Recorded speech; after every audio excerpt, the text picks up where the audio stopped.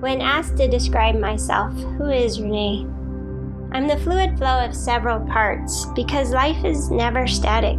It's very dynamic, with lots of unpredictable waves in and out of our control. I believe what I am is simple yet bold, and someone who loves the company of others, because life is better when we share life. I'm a lover of life for sure.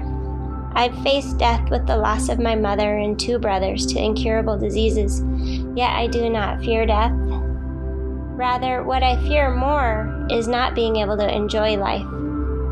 So I flow through life like water and find comfort in grounding down to the earth, much like how water surrenders to gravity in the earth. Each day, I choose peace, love, abundance to remind me it's possible to accomplish whatever it is we seek.